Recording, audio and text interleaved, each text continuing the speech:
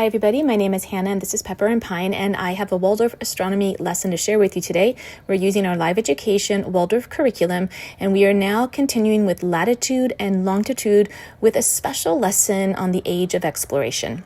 We're doing this lesson in a main lesson book. It measures 9.5 inches by 12 inches. You can find them at A Child's Dream. What's unique about these ones is that they have white pages as well as blue pages for your illustrations. We're going to use some chalk pastels for our illustrations. They turn out beautifully. I've got a couple of different brands, but you can find the links to all of the resources that we're using for this lesson as well as our entire main lesson block on the blog post that accompanies this video, and you can find that link in the description box below.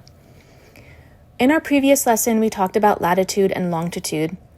It ended up being a bit of an introduction, and we're going to continue this lesson with some of the technology that was invented during the age of exploration in order to make sea navigation easier and safer.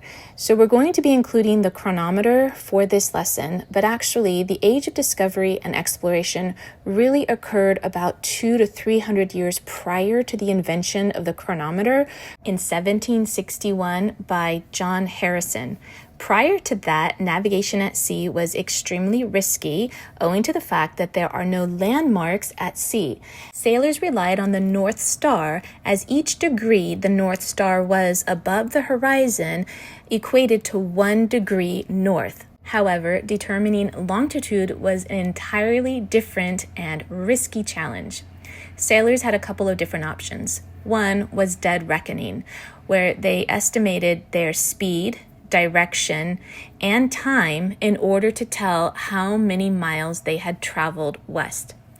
Another way sailors used in order to determine their position longitude was to use navigational data for the position of the sun, and then they would then use an astrolabe or a quadrant in order to measure the elevation of the sun above the horizon at noon, and then compare it to data to figure out how many miles west they had gone.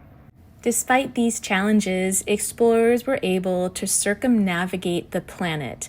Though the establishment of latitude and longitude lines dates back to the time of Eratosthenes, who was a Greek geographer, in around 200 BC, it was later developed by Ptolemy in the 2nd century.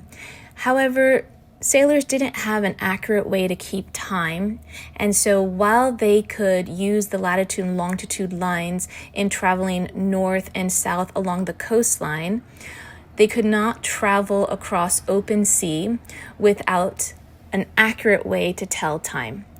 And that's when the chronometer in 1761 completely transformed transatlantic navigation and travel, because this device was able to not just tell time accurately, it could tell time accurately despite the rocking motion of the ship and changes in temperature and pressure.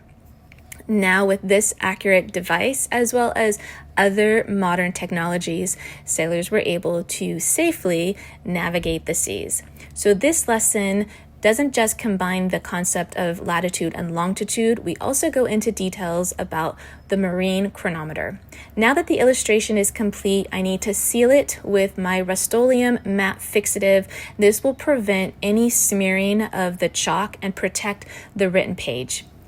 This is the content that I added for this lesson. I am writing this in a main lesson book in advance of presenting this to my student. Then I can present the lesson, and then my student can use the illustration to copy into her main lesson book, and she can refer to the written content before she writes her original narration. I hope that you enjoyed this look at our astronomy lesson. Don't forget to check out the blog post that accompanies this video, where you can find links to all of the resources we use for our astronomy main lesson block. You can find the link to that blog post in the description box below. And if you'd like to see how we're homeschooling on a daily basis, you can find me on my website at pepperandpine.com.